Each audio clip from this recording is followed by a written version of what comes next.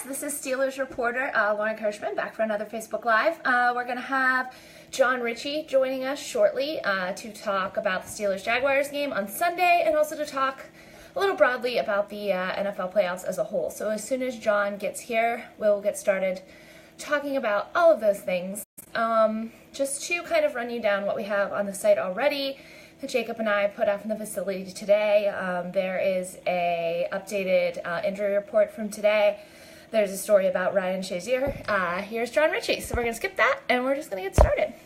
It adds him. We're going to talk playoffs, Steelers Jaguars. So if you have any questions, go ahead and drop those in the comments. Hey, Jon, how are you? Hey, Lauren. Hanging in there. Good. It's been interesting with some crazy flu-type stuff going around in these parts, but I feel you there. So I guess to get started, what are your thoughts on this Steelers-Jaguars rematch on Sunday? Ben said this is the team he wanted to get another crack at, and he certainly got his wishes fulfilled. And it is it sets up great for the Steelers. There's no way it ends up going 30-9 like it did the last time. There's no way Ben has the same awful judgment and awful throws. And this Jags team is very beatable because they are so hamstrung by their own quarterback. You add to that the fact that Leonard Fournette, who was such a huge factor the first time these teams played, is a rookie. And, week 5 of the season, there's no rookie wall at that point. He just looks like a completely different back right now than he did back on October 8th. So, man, it adds up to looking really, really good for the Steelers going to another AFC championship game. That said, what do you think are the biggest keys for the Steelers to make sure that there is a different outcome for them this time around? They have to run the football. They got away from it in the first game. LeVeon Bell had, I think, 15 carries, something just totally unacceptable. They got away from it because they got behind.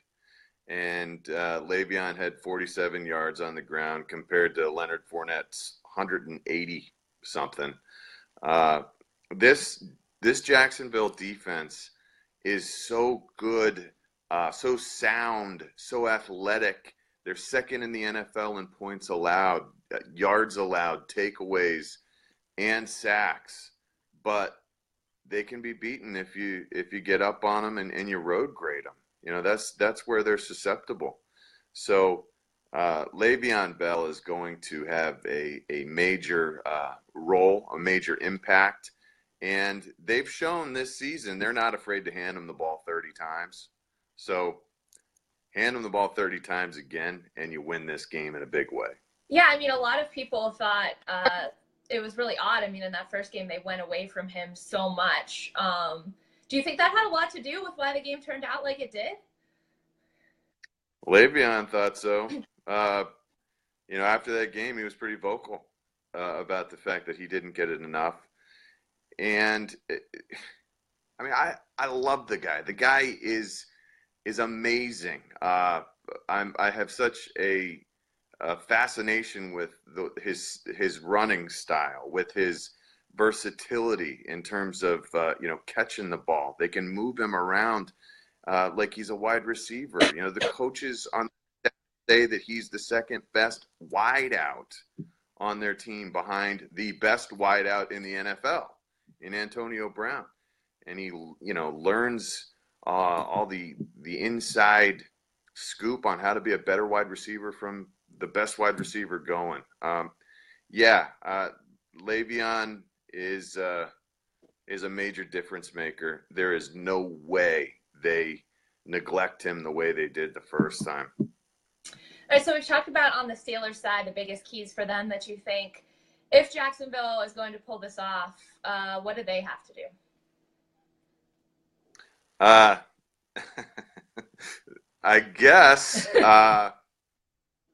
Blake Bortles is going to have some faith in his arm, which he showed last week against the Bills, where he threw for 87 yards and ran for 88 yards.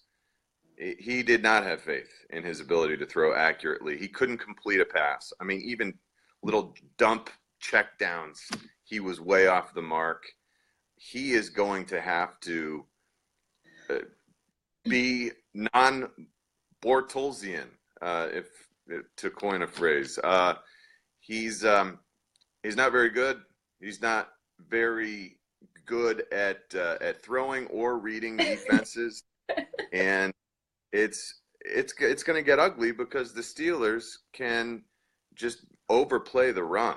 And like I said, overplay the run with a rookie running back in Leonard Fournette, whose bruising style has added up. And you can tell he's hurting right now. I mean, in that game last week, it was like every time Fournette got the ball, it was just, put your shoulder down and fall forward. There was no explosiveness. There was no juke in him whatsoever. And he's going to see loaded boxes all day from the Steelers. Blake Bortles is going to have to throw over top of that and do it well. And the problem here is, the Steelers are way up there in terms of sacks this season. I mean, I think they were tied for first or second in the league in sacks. They can get after this guy and just completely deconstruct this offense. So really, there's no way. I feel like the Jags have a chance in this game. I mean, the Steelers are ticked off. They were humiliated the last time. They are a much better team now than they were back in week 5. And I'm not convinced that the matchup could not be worse for Jacksonville. You mentioned the Steelers, a much different team than earlier in the season. Their offense especially seems to have really come together late in the year to average more than 30 points over the last 8 games. Do you think it was just a matter of that offense kind of really coming together there? That's been the biggest difference for them? Yeah, it was pretty amazing how they just never got both the run and the pass working, concurrently early in the season. It just felt like one week they'd get LeVeon rolling. The next week they'd abandon the run and Ben would be pass happy.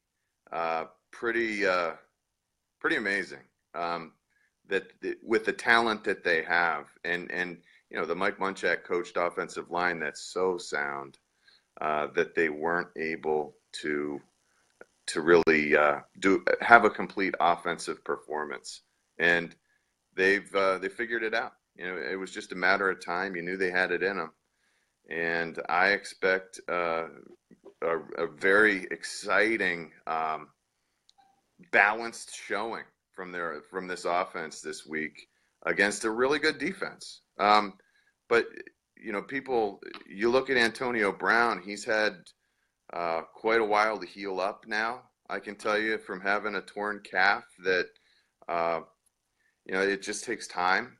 And he, from what we hear, is 100% and ready to roll. And remember, the last time these teams played, Ben had a bad game, but Antonio Brown had 10 catches for 157 yards against Jalen Ramsey. Jalen Ramsey is awesome. He and A.J. Bouye are the best cornerback tandem going, but no one can match up with Antonio Brown for an entire game. He's that good. He's that crafty. So he'll get his. LeVeon will too. Juju Smith-Schuster has been very impressive, and Ben is just ready to get some redemption, and he will get it. All right, looking a little more broadly at the playoffs, what's the most intriguing game of the weekend for you? Well, the Saints going in and playing the Vikings. Unbelievable. It's amazing. All these games are matchups of offensive-minded head coaches and defensive-minded head coaches. It's pretty crazy. But that game, the Saints going to Minnesota, I mean, that is just the epitome of offensive flashiness combined with a really impressive run game. You know, Drew Brees throwing it, Kamara and Ingram running it, great offensive line, and going up against Mike Zimmer. You know, Mike Zimmer and that defense, the Minnesota defense that is atop the list in just about every stat you keep track of. It's going to be fascinating to see how that plays out. You know, whether they can neutralize one another or whether, I mean, it's going to be such a well-played game. And just exactly what you're hoping for this time of year. This is without a doubt the best weekend of the year. The divisional round and the playoffs. You can't beat it. All right, so we'll end this like we always do. I think I already know what your answer is going to be, but what kind of score do you think we're looking at for Steelers Jaguars on Sunday? Well, I think the Steelers win. It's going to be 24-13. They're going to pound the ball a lot. They're going to eat up a lot of clock. So, you know, the score, and this, again, Jacksonville's defense is really, really exciting to watch and sound. But, yeah, the Steelers will hang 24 on them, and Jacksonville will be lucky to get 13 points. I'm being generous there. But, yeah, I think this is a sound victory for the Pittsburgh Steelers. All right. Thanks so much, Jon. Have a good night. Thanks, Lauren. Take care.